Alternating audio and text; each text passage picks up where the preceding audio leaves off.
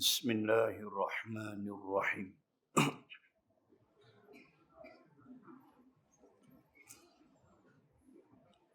Assalamualaikum warahmatullahi wabarakatuh.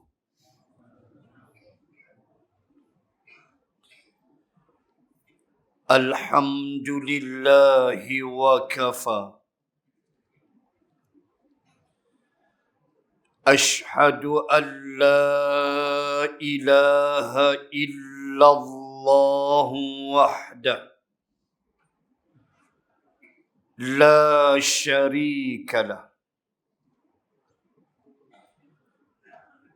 Wa ashhadu anna sayyidana Muhammadan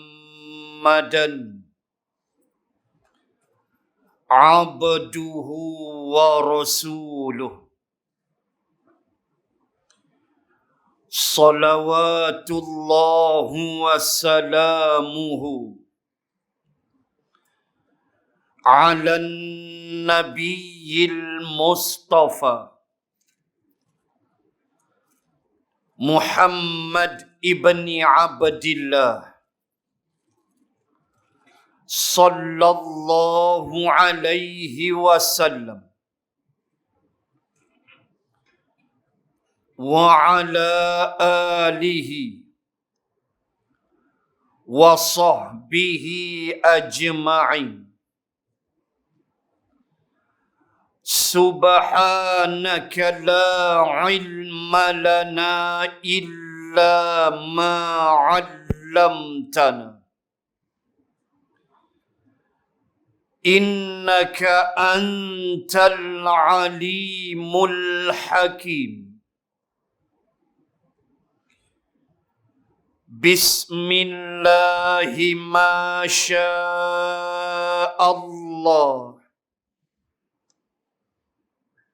La hawla wa la quwwata illa billah al-aliyyil azim. Amma ba'd. A'udzu billahi minasy syaithanir rajim.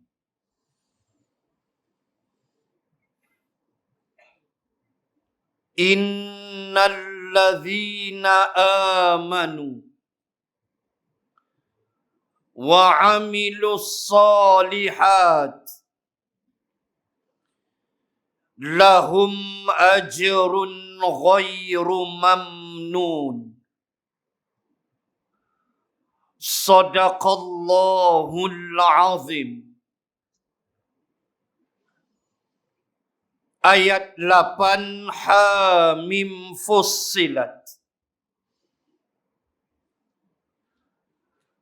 Sesungguhnya orang-orang yang beriman dan beramal saleh, untuk mereka pahala yang tidak putus-putus.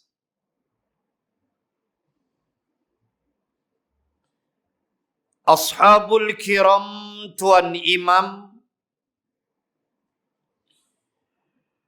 seluruh kepimpinan masjid, para asatidzah, muslimin dan muslimat, rahimakumullah.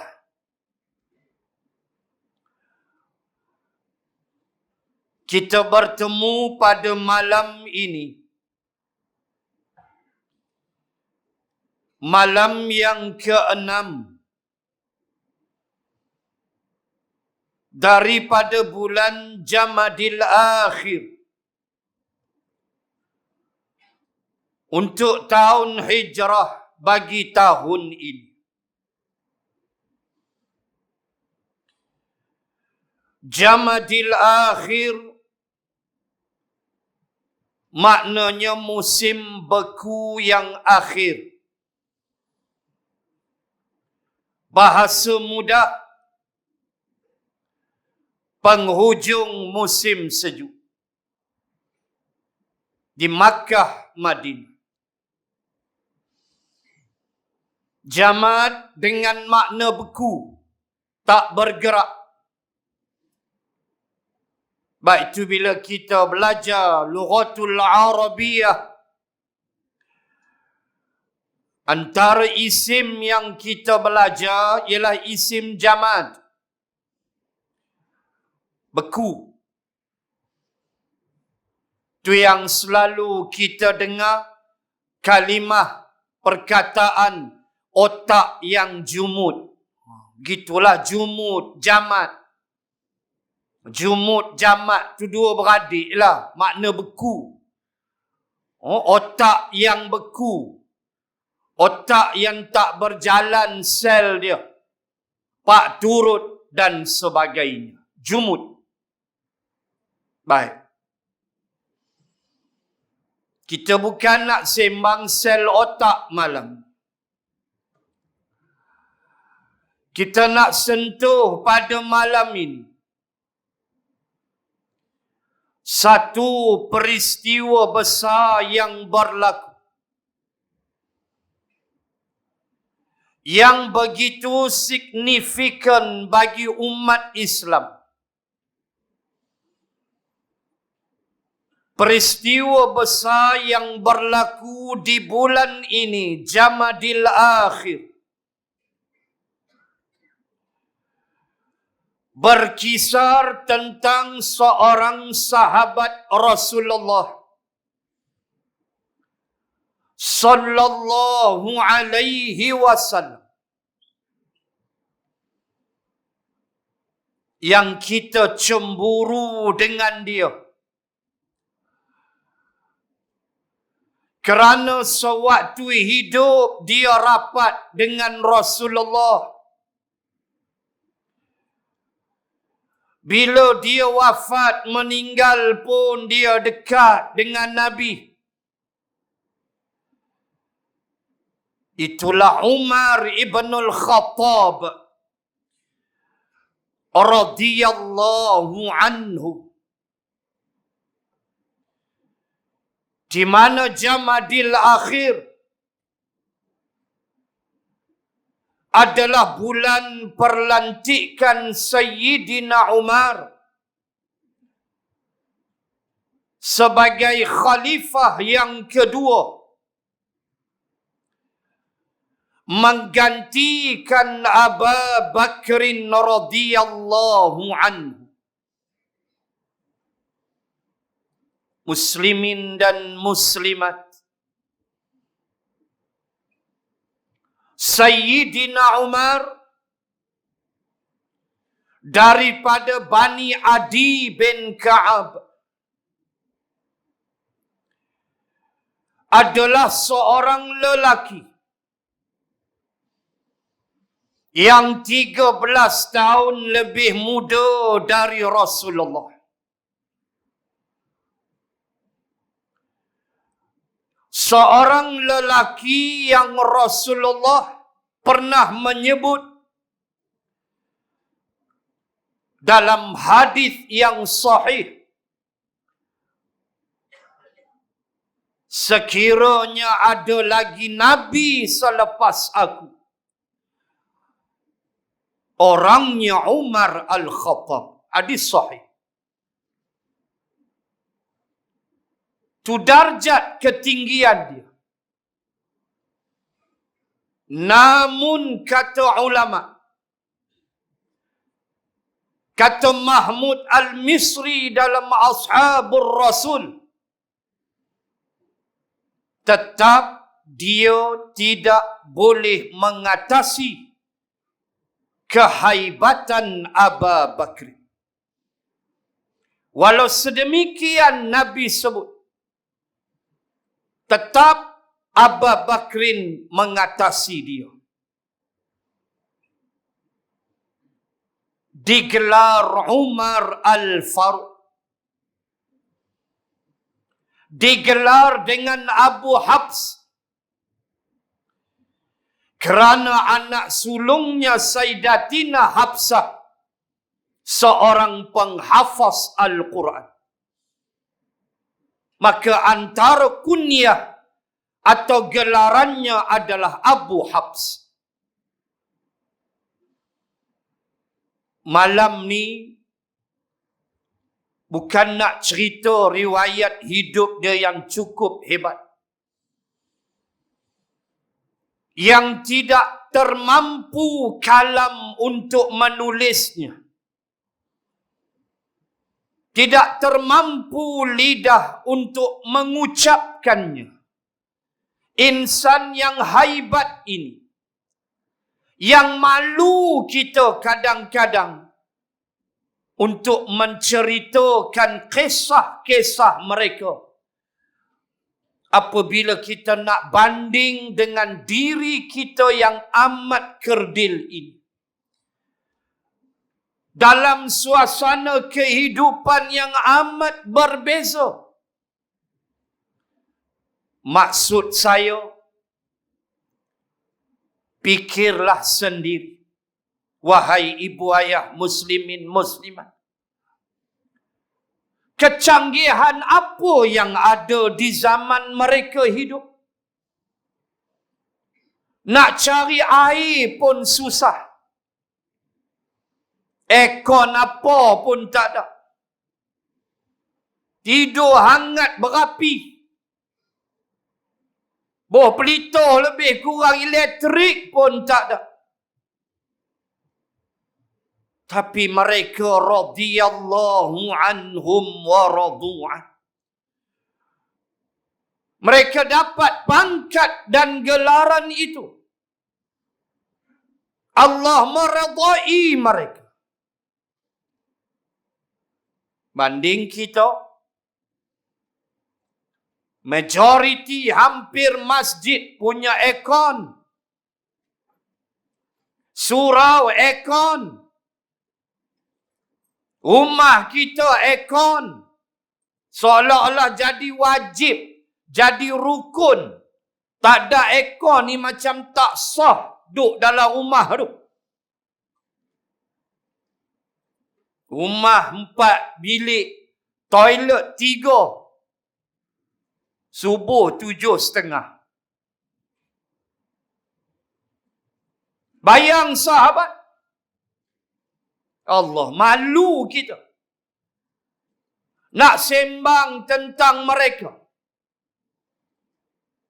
Tetapi demikianlah Islam. Sentiasa mengajar kita supaya mengungkit kisah mereka. Kenapa? Kerana mereka generasi terhebat selepas Rasulullah. Walaupun toilet mereka tengah padang pasir, tetapi mereka generasi terhebat.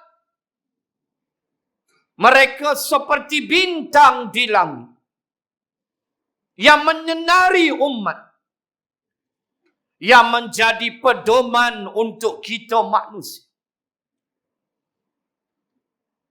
Maka sempena Jamadil Akhir, hari, bulan dia dilantik menjadi khalifah. Saya nak petik sepatah dua ucapan Umar Al-Khattab, jadikan pengajaran. Insan yang memang diakui oleh Rasulullah sendiri. Manusia yang cukup garang dan tegas. Ini Nabi mengaku.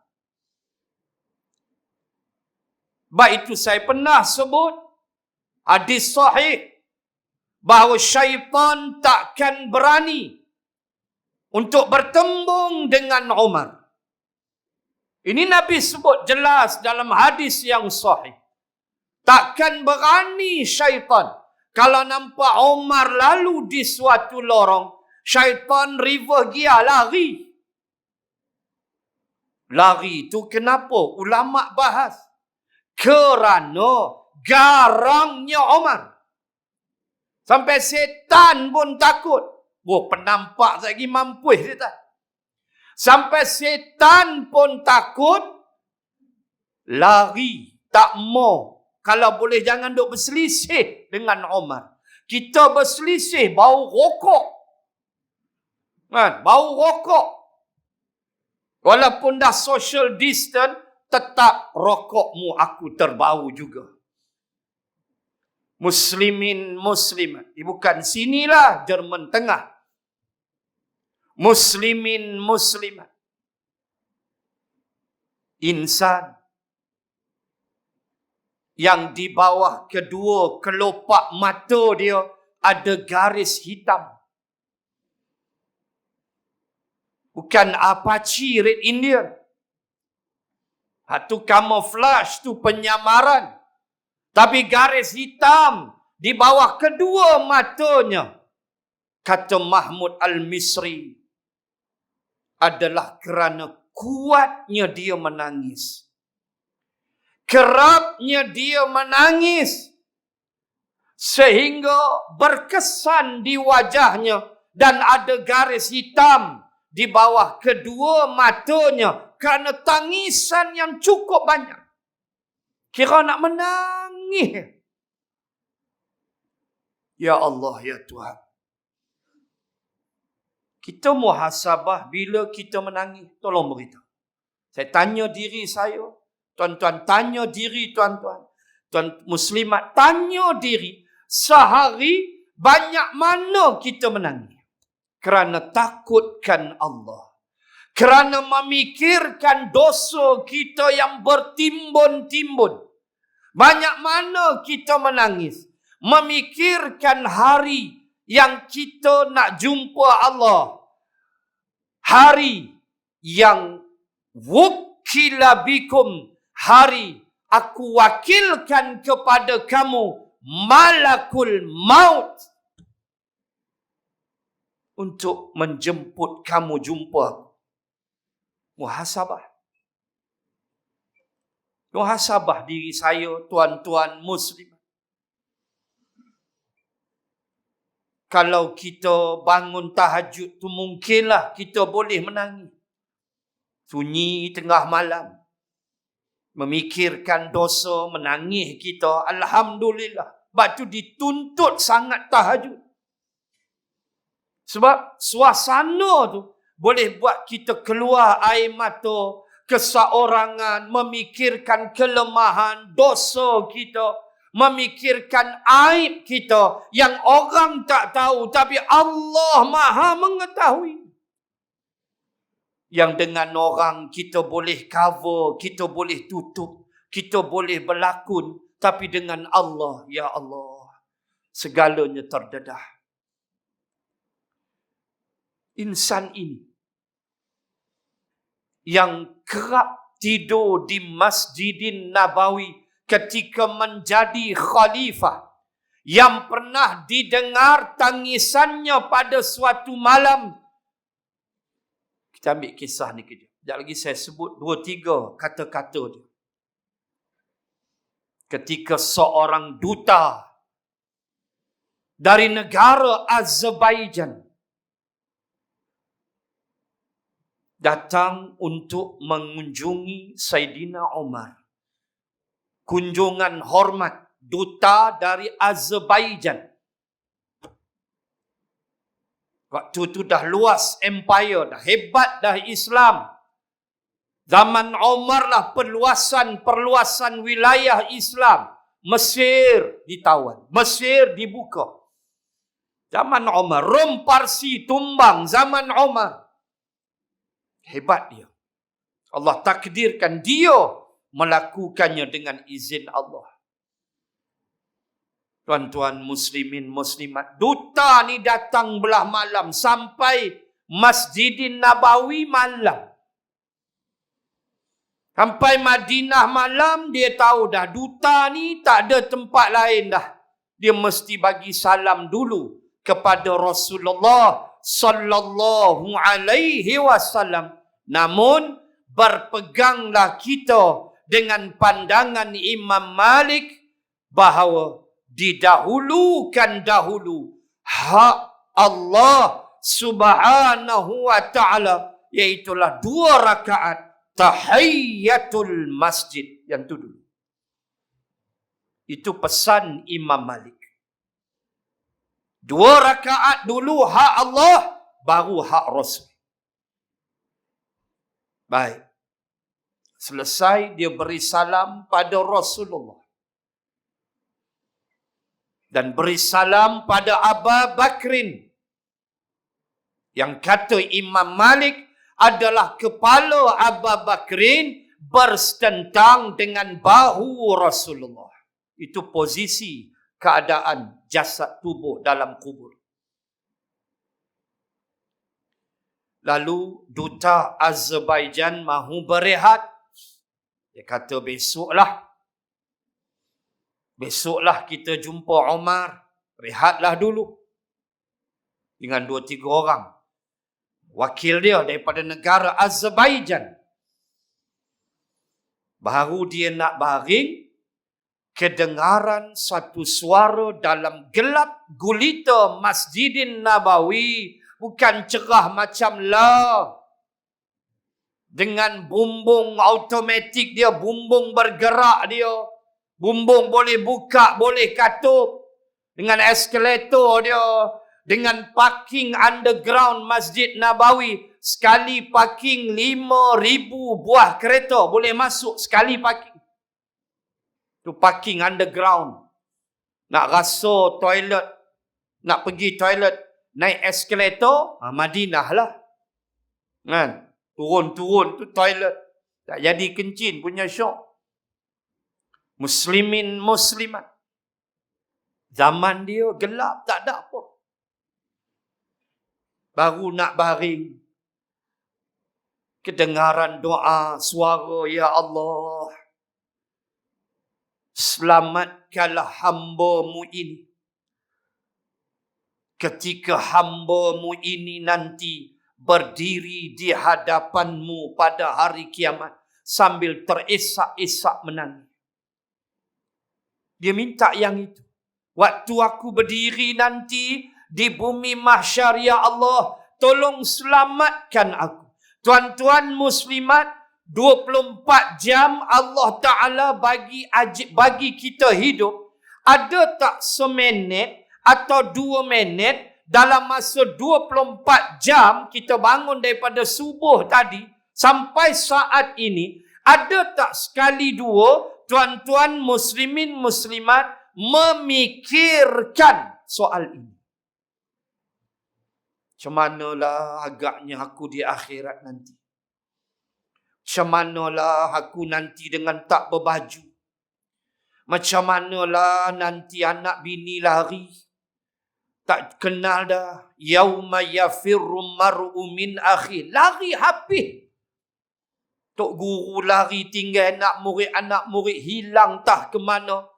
Masing-masing sya'nu yughni. Penuh kesibukan. Masing-masing memikirkan ke mana aku ni, Ya Allah. Syurga atau neraka. Masing-masing mula memikirkan masa yang mereka ada di dunia. Kenapa tak guna sebaik mungkin? Masa lapang yang dibuang begitu saja. Dia main satu-satu penyesalan. Allah, Ya Allah tuan-tuan. Tak tahu kita nak cakap. Yang kita nak hadapi nanti. Lalu duta Azerbaijan dan 2 orang wakil kawan dia terperanjat. Doa ni menusuk kalbu. Lalu mereka tak jadi baring, mereka bangun. Dalam gelap, mereka tanya, suara siapa tu? Kalau kita lari dah gelap. Kan? Kubur pula tepi. Jenis penakut bacui ni. Bangkit-bangkit hilang seokok lu. Kan? Sambil balik okok tanya, dengar ni? Dengar. Suara siapa? Tak tahu belah lah. Kalau kita penakut baik, duta Azerbaijan tanya, suara siapa tu? Perlahan suara itu menjawab, anak si Khattab yang hina ini. Suara yang engkau dengar, anak si Khattab yang hina ini. Khalifah duk berdoa, tuan-tuan. Khalifah tidak tidur di rumah. Khalifah sedikit tidurnya. Sampai Umar kata, kalau aku tidur di siang hari, rakyat aku akan rugi. Kalau aku tidur di malam hari, diriku akan rugi. Itu ucapan Umar. Nanti kita tengok 2-3 lagi. Terperanjat duta Azerbaijan. Duk ingat Umar tidur tila mempuk dalam lok pilo, tomorrow begin tonight. Dah tidur masjid. Tuan-tuan boleh bayang Masjid Nabawi zaman tu. Apalah sangat kecanggihan dia. Allahu Akbar. Itu dia Khalifah Umar. Muslimin muslimat. Kita pernah sebut bagaimana Umar radhiyallahu anhu. Saya tak mau sentuhlah perluasan wilayah, kehaibatan dia Rum Parsi itu kita tolak dulu tepi. Panjang kalau nak bahas yang itu. Nak sebut pertama, penekanan dia tentang solat. Ini, kita ambil yang pertama yang ni. And then kita tanya diri kita, adakah kita serius dengan solat? Maksud saya, okey, kita solat. Waktu kita solat bila? Lelaki, solat berjemaah ke suka-suka di rumah? Itu maksud saya. Nak dapat khusyuk 100% impossible. Sebab itu Tok Imam baca tadi, belajar Arab ringkas. Tok Imam baca rakaat pertama surah Al-Ma'un. Apa ada dalam surah Al-Ma'un? Fawailul lil musallin alladzina hum an salatihim sahun. Belajar Arab basic. Ni kita belajar isim majrur. Basic. Harfun jar. Allah kata apa? Tengok. Nanti saya petik pandangan almarhum Profesor Dr. Wahbah Az-Zuhaili berhubung ayat ini.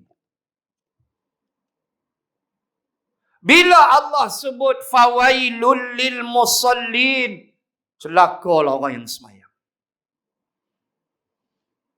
Iaitulah mereka yang bila solat sahun, lalai. Cuba tuan-tuan tengok. Ayat tu tidak berbunyi alladzina hum fi salatihim. Ayat tidak sebut fi.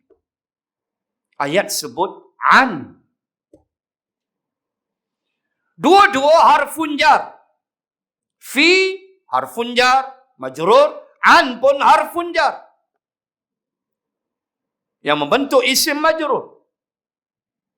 Tetapi membawa makna yang berbeza. Kata almarhum Profesor Dr. Wahbah Az-Zuhaili dalam tafsirnya Al-Munir. Ringkas. Apa yang dimaksud Allah? Kata almarhum Dr. Wahbah, apabila Allah menyebut an salatihim, bukan fi salatihim, maknanya kemaafan Allah kepada mereka yang kadang-kadang terlupa rakaat.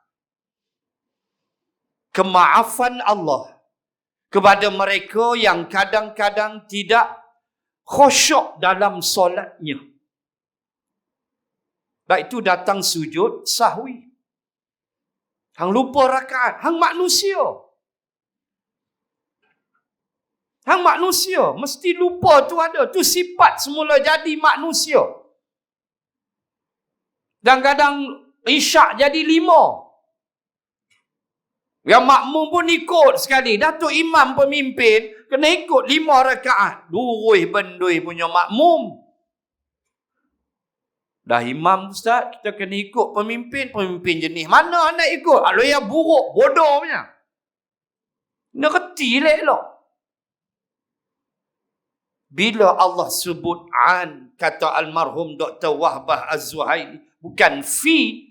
Kalau Allah sebut fi, punah kita. Sebab tak ada seorang pun yang khusyuk 100%. Tak ada. Angkat takbir, raba poket tu. Takut kunci motor lekat kat motor. Setan tu punya kacau. Wahadah boh dah dalam poket. Dia main macam lampu motor lah, apalah. Dah katuk. Belum duk dah mati. Katuk dah kot. Duk kot tu ada dah mati tu. Mana nak khusyuk? Kita takkan dapat 100% khusyuk. Maka kata almarhum Dr. Wahbah, an itu adalah untuk mereka dua golongan. An solatihim tu dua golongan. Pertama, mereka yang melalaikan waktu solat sampai terlepas waktu. Sampai terlepas. Nantilah terlepas maghrib. Yang tu celaka. Yang kedua, kata Dr. Wahbah Az-Zuhaili, solatnya puak-puak munafiqin. Buka tafsir Al-Munir. So kita selamat di situ. Cuma tuntutan untuk mendapat khusyuk itu dituntut.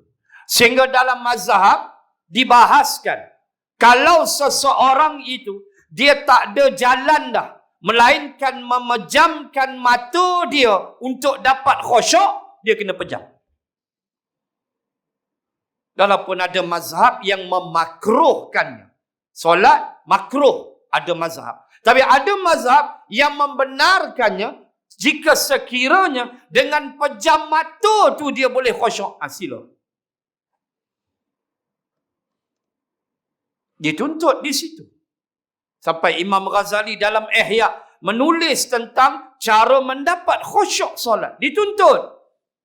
Namun kata Dr. Wahbah Az-Zuhaili, disitulah terserlah kasih dan sayang Allah, kerana selagi nama manusia, sifat lalai itu ada. Maka kalau Allah sebut fi solatihim, tak ada siapa selamat. Allah sebut an, maka munafiqin dan mereka yang melalaikan solat sampai terlepas waktu solat ayam itu. Wal'ayazabillah, kita tak buat benda tu, insya-Allah. Omar, benda pertama dia tanya ialah solat. Kita ambil yang ni dulu. Jaga solat. Bila dia sedar daripada tikaman Abu Lu'lu'ah Al-Majusi. Ditikam, dirusuk kanannya dengan khanjar, kerambit bermata dua, yang kedua-duanya dibubuh racun. Dirodok di sebelah kanan perut Omar, bukan rodok kosong, rodok tu sampai ke dalam, tarik. Itu yang terburai usus dia. Kita boleh bayang? Waktu tengah baca surah Yusuf, jatuh.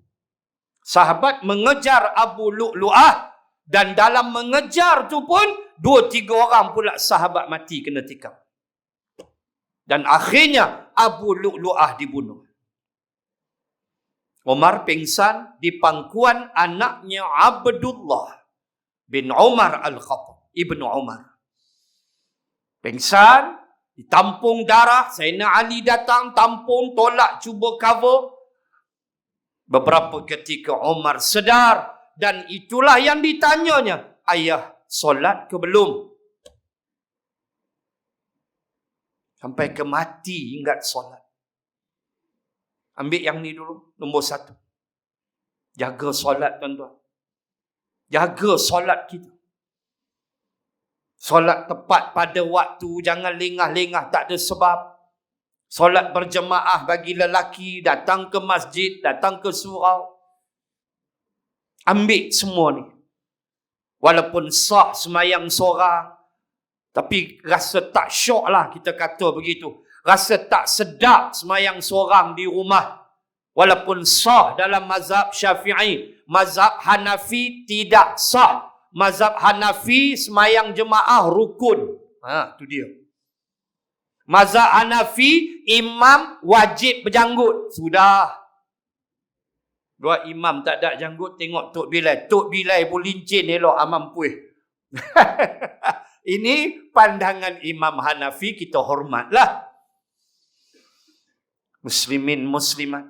Itu yang pertama. Yang kedua, Sayyidina Umar pernah kata, tidak adalah kawan karibku yang paling baik. Dalam membicarakan rakan, membicarakan teman yang paling baik buat diriku, kata Umar, bagi aku, teman karibku, teman baikku, teman yang paling akrab, ialah menjaga lidahmu. Entah, kalau kita nak nisbah anggota tubuh kita dengan sekeping lidah, berapa persen kita boleh bagi sekeping lidah? Walisana wa syafatan. Sekeping lidah, 2 ulas bibir. Berapa persentage kita boleh bagi sekeping lidah? Banding dengan anggota tubuh lain. Kakinya, tangannya, mata pula Allah bagi sepasang. Lidah sekeping. Tuan-tuan muslimat, Nabi sebut, man kana yu'minu billahi wal yaumil akhir falyaqul khairan aw liyasmut. Nabi kata, kalau kamu mengaku beriman kepada Allah dan hari kemudian, falyaqul, hendaklah kamu berkata khairan, cakap benda elok, cakap benda baik. Kalau nak menyembang, walaupun kita menyembang kedai kopi ke apa, sembang benda baik. Sembang benda yang boleh ingat kita kepada Allah Rasul. Umpama contoh, kita sembang apa pun, politik ke, ekonomi ke, cuba kita bawa conversation, perbualan kita tu, cuba kita bawa ke arah khair. Itu Nabi pesan.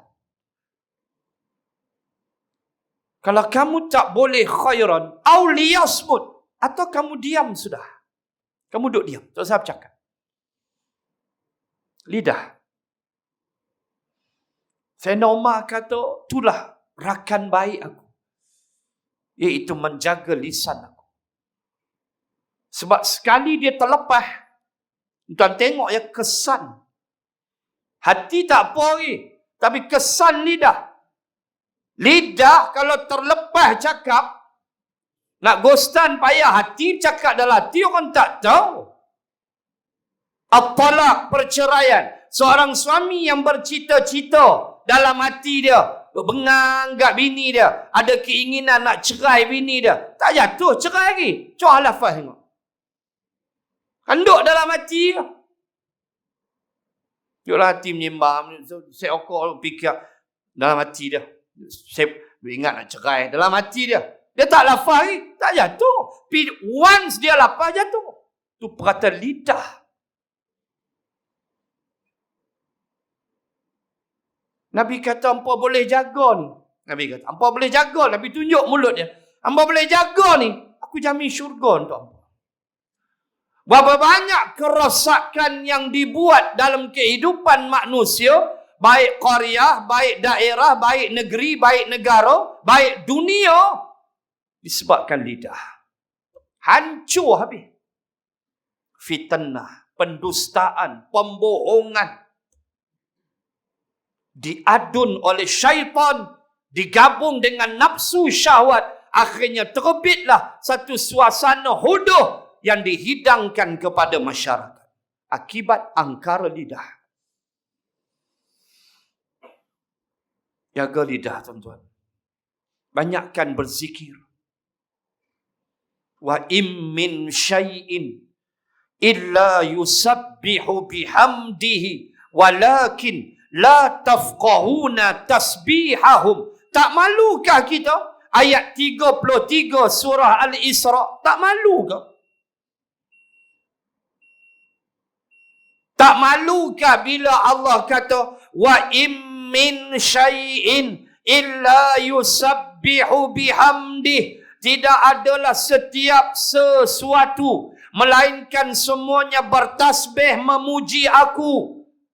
Apa tu? Pokok, kayu, daun, batu, laut, ikan, langit, bulan, matahari, semuanya yusabbihu bihamdih, bertasbih puji aku. Walakin cumanya la tafqahuna tasbihahum, kamu tak faham tasbih mereka, tapi mereka bertasbih. Pokok tak kena soal dengan Allah pada hari kiamat. Rumput tak kena tanya dengan Allah, yang kena tanya kita. Mereka bertasbih memuji Allah. Bumi bertasbih. Dan tahu apa jadi pada bumi? The latest news, kajian oleh Jabatan Meteorologi Rusia menyebut, ni last week saya tengok, Jabatan Meteorologi Rusia menyebut bahawa bumi telah berputar dengan kelajuan yang tak sepatutnya dia berputar. Bahasa mudah, bumi semakin laju berputar. Ini kajian Jabatan Meteorologi Rusia. Saya tengok benda ni minggu lepas. Makna apa? Wah, dia nak dekat tu. Dia makin laju putar. Nanti dia terlepas daripada orbit dia. Kiamat. Orang kafir kaji. Dia makin laju. Tapi jangan bimbang, sempat lagi berhenti seokok. Don't worry. Yang tu sempat. Jangan takut dengar. Sempat berhenti seokok. InsyaAllah. Muslimin muslimat. Yang pertama. Yang kedua. Aku memikirkan tentang pakaian. Malabis, kata Arab, pakaian. Siap, malabis, macam-macam gaya bahasa dalam Quran. Tak adalah aku dapati dalam pengkajianku pakaian yang paling hebat kecuali takwa. Betul tu Allah sebut. Walibasut taqwa zalika khair. Suratul A'raf. Betul Allah sebut. Malabis, pakaian yang paling hebat kata Allah ialah takwa.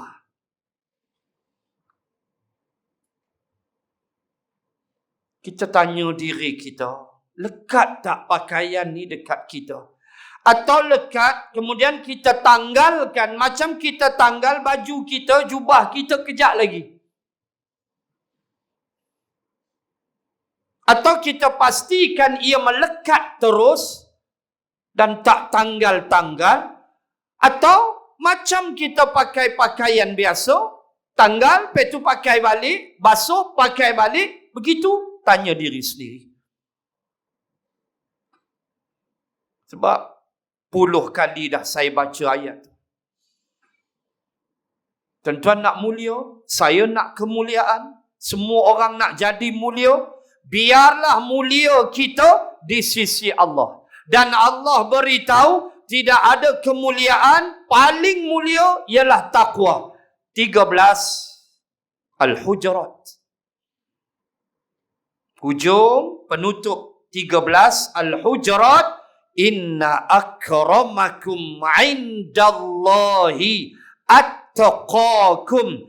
Innallaha alimun khabir. Sesungguhnya inna akram, Akram ialah isim tafdil, paling mulia.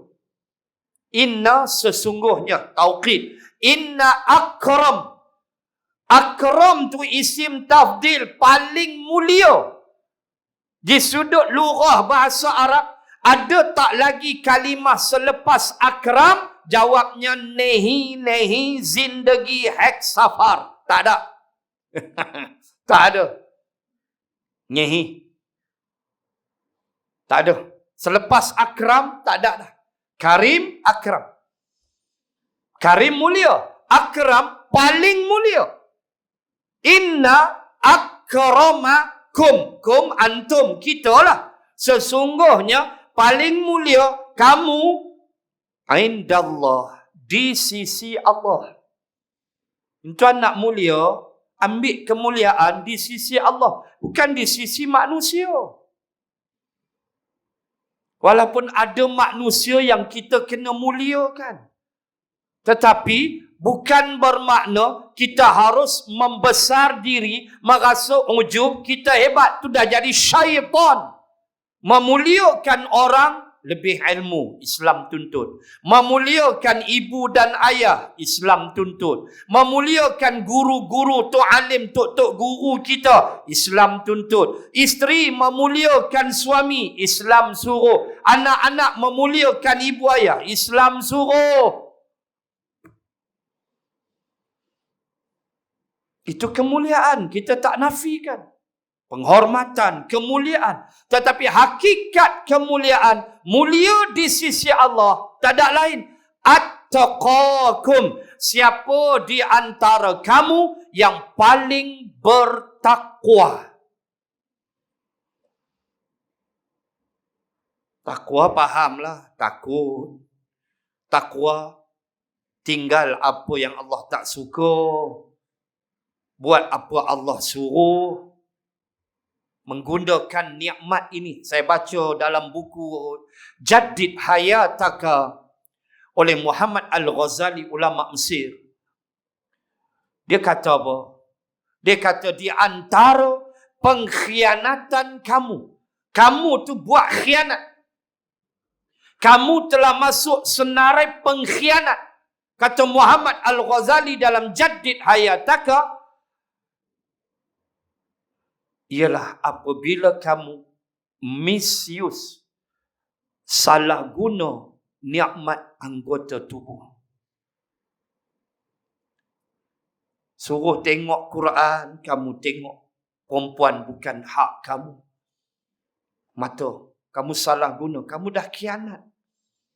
Kamu dah khianat kepada Allah yang bagi mata tu, suruh tengok Quran, suruh tengok benda elok. Cepatlah kamu minta ampun. Anggota tubuh kita, kita salah guna ya. Kita sudah masuk senarai pengkhianat, kata Muhammad Al-Ghazali. Jika orang bertakwa, dia cukup takut mata ni. Especially mata ni. Cukup mudah. Dia nak tengok benda tak elok. Bini ada sebelah duk tengok nak darah kat lagi. Bini ada sebelah duk tengok bini orang lagi. Tu perangai jantan tu yang duduk di Afrika Tengah, bukan di sini. Kan? Perangai dia lagu tu. Tuan-tuan, muslimin dan muslimat.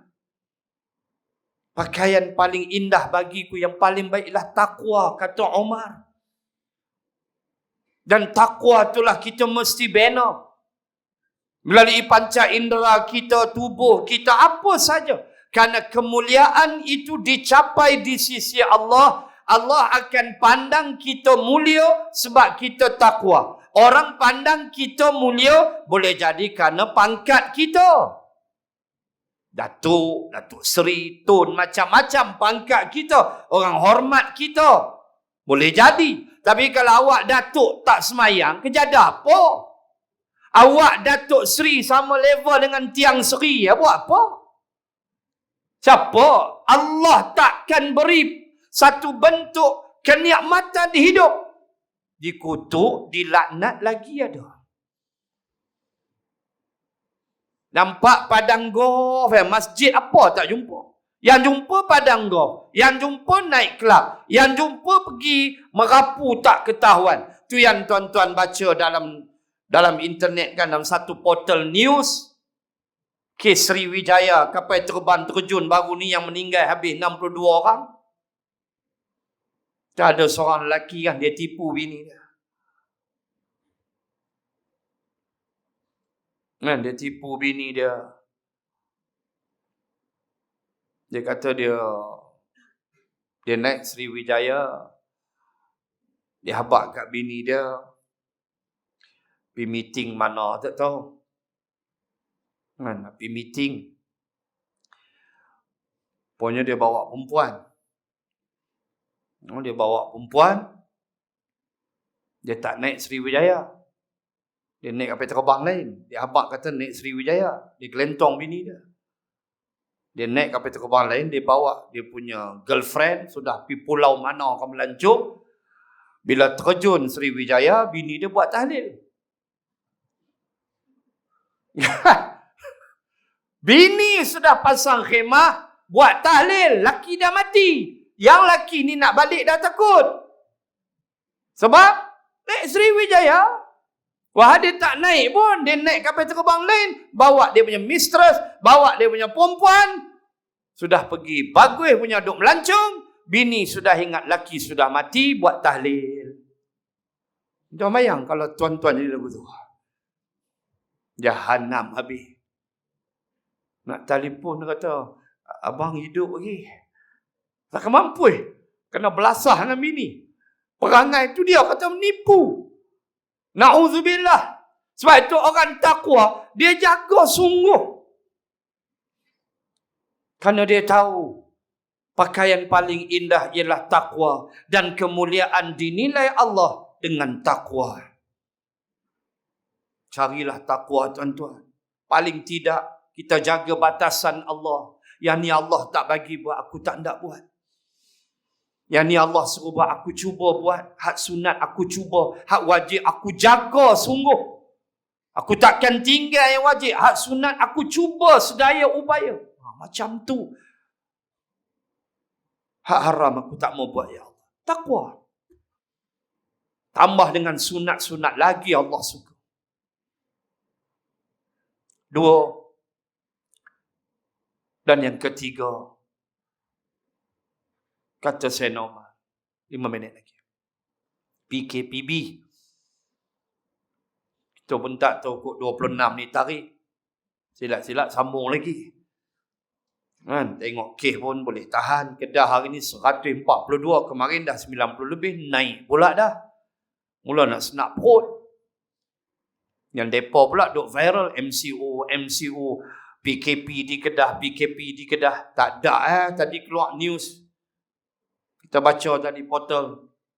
Dalam The Star. The Star tak silap. Tak ada. Majlis Keselamatan Negara menafikan Kedah akan lockdown besok. Hampa ni lah. Tu tak tahu siapa hantar. Saya ingat kisah okok lah. Jahat betul lah hampa. Tak ada kerjaan lain. Dalam rokok tak berhenti lagi. Duk merepek. Duk hantar berita palsu. Kita baca mula tak sedap perut. Dia main kepung lagu terletih kita. Baik. Last nak kata apa? Nah. Kata Sayyidina Umar. La yanqudanna ural islami urwatan idza nasha'a fil islam man lam ya'rifil jahiliyah. Kata Sayyidina Umar, Islam akan tercabut satu ikatan. Tercabut Islam. Kehebatan Islam tercabut. Dulu Islam hebat. Zaman Abbasiyah Islam hebat. Saintis-saintis Islam lahir. Especially zaman Harun al-Rashid, khalifah yang kelima daripada Abbasiyah. Cemerlang zaman dia. Tapi jenis orang baik tu dia. Tak lama Khalifah Harun al-Rashid meninggal umur 43 tahun. Jenis orang baik ni awal ya Allah ambil. Tuan-tuan tengok tak ulama-ulama banyak matilah. Ulama Indonesia bersepah meninggal dunia. Allah ambil satu.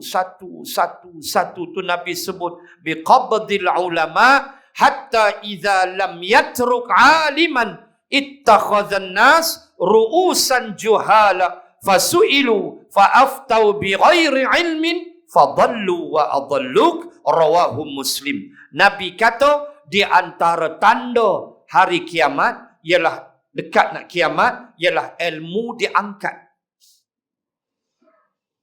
Allah angkat ilmu. Lalu Nabi kata Allah angkat ilmu bukan sekaligus. Bukan semua pakat jadi bodoh, tak tahu. Besok pagi semayang subuh dah tak reti semua di Taman Selasih. Dah, bukan lagu tu. Ambil wuduk terbalik, basuh kaki dulu, basuh kepala lah ni. Jadi bengong habis semua. Lepas tu masuk menghadap ke belakang. 4 rakaat subuh. Dah, elok semayang. Tapi Nabi kata apa makna Allah angkat ilmu? Nabi kata biqabdil ulama. Allah matikan para ulama. Syekh Ali Jabir 40 lebih. 42, 43 habis. 4 beradik dia. Semua hafiz. Hafal Quran 4 beradik. Allahu Rabbi. Allah angkat biqabdil ulama. Allah matikan ulama. Hatta sehinggalah idza lam yatruk aliman. Manusia tak jumpa dah lagi ulama. Orang alim dah tak ada. Ittakhadhan nas ru'usan juhala. Lalu manusia akan menjadikan orang yang jahil ketua mereka. Pemimpin mereka jahil. Fasu'ilu. Lalu pemimpin ditanya tentang Islam. Fa'aftau bighairi ilmin. Lalu mereka mengeluarkan fatwa tanpa ilmu. Fadallu wa adalluk. Mereka sesat dan menyesatkan. Sampai dah masa dah? Sampai dah. Tanda banyak. Takut kita. Cukup dekat. Tanda-tanda kiamat tu memang banyak dah kita nampak. Muslimin dan muslim. Ala kulli hal Nabi pesan. Di tanganmu ada benih. Besok nak kiamat. Tanam benih. Apa Nabi nak ajar? Carry on. Kiamat urusan Allah. Kerja kita ubudiyah. Taat pada Allah. Hang jadi pemimpin, pemimpin beriman. Hang peniaga, jalankan niaga cara beriman. Elok, buat kerja tak ada masalah. Kiamat urusan Allah. Besok nak kiamat, hang ada benih, hang tanam lagi. Nabi kata. Sampai tahap tu Islam menggalakkan kita supaya terus sujud tunduk patuh kepada Allah Subhanahu wa taala. Kata Umar, Islam tercabut satu demi satu. Bila Islam nak tercabut? Iza nasha'a fil Islam. Apabila ada di dalam Islam ini umatnya man lam ya'rifil jahiliyah, yang tak kenal apa itu jahiliyah. Macam mana dia nak kenal kejahilan? Dia pun jahil. Ngaji tak ada. Nuntut ilmu tak ada. Orang semayang, awak semayang. Apa benda yang kau semayang. Rukun solat pun tak tahu. Makruh sunat tak tahu. Ambil wuduk main hantar. Ikut suka je. Janji basah kepala. Na'udzubillah. Kata Umar, Islam akan lingkup bila umat dia tak kenal jahiliyah. Kerana umat itu jahil. Sebab itu umat mesti berilmu. Kita mesti knowledge base. Hidup kita mesti knowledge base. Di samping iman, di samping takwa, kita mesti berilmu. Banyakkan baca Quran. Ilmu paling utama ialah Quran. Banyakkan membaca Quran. Banyakkan membaca benda-benda yang bermanfaat. InsyaAllah kita selamat dunia akhirat. Muslimin dan muslimat, saya kira sekadar itu memenuhi ruang. Di musim PKPB ini, mudah-mudahan Allah berkat kita menyebut Umar Al-Khattab, orang yang hebat. akan menerbitkan aura positif. Itu di antara kaedah. Bila kita belajar psikologi kemanusiaan, antara cara kita nak terbitkan aura positif dalam tubuh ialah menceritakan kisah orang-orang hebat. Kita cerita kisah orang hebat, dia motivate kita. Even mungkin 1%, 2%, dia boleh motivate kita. Memanglah kita takkan tidur masjid macam Omar. Tambah masjid tepi kubur, tobat nak tidur. Ini penakut. Tapi paling tidak, perangai Omar, suka beribadah, takut pada Allah. Yang tu kita boleh ambil. Menjaga batasan-batasan. Itu kita boleh ambil. Terutama dalam kita menilai kehebatan para sahabat. Generasi ulung selepas baginda Rasul sallallahu alaihi wasallam. Semoga ada manfaat sedikit yang kita bahaskan pada malam ini. Semoga Allah mengangkat wabak COVID-19 dari bumi Malaysia. Amin ya rabbal alamin. Semoga Allah memberi kekuatan, kecekalan kepada frontliner yang banyak bertungkus lumus untuk kita semua. Semoga Allah membalas mereka dengan pahala yang cukup besar. Bukan mudah. Mereka juga ada keluarga, mereka juga terdedah pada risiko. Tetapi demi untuk selamatkan kita, untuk amanah yang mereka pikul, mereka sanggup. Maka semoga Allah mengurniakan pahala yang banyak kepada mereka dan kesabaran yang tinggi, kerana ia bukan tugas yang mudah. Allah angkat COVID daripada bumi Malaysia khasnya dan seluruh dunia amnya. Amin ya rabbal alamin. Bismillahirrahmanirrahim. Alhamdulillahi rabbil alamin. Assalatu wassalamu ala Rasulillah wa ala alihi wa sahbihi ajma'in. Allahumma zidna ilman warzuqna fahman. Allahumma rzuqna fahman nabiyyin wa hifzal mursalin. Allahumma ij'al jam'ana hadha jam'an marhuma wa tafarruqana min ba'dih tafarruqan ma'suma. Wa sallallahu ala rasulillah wa ala alihi wa sahbihi wa baraka wa sallam. Walhamdulillahi rabbil alamin. Subhanaka Allahumma wa bihamdik nashhadu an la ilaha illa ant wa nastaghfiruka wa natubu ilaik. Wallahu a'lamu bis-shawab. Assalamu alaikum warahmatullahi wabarakatuh.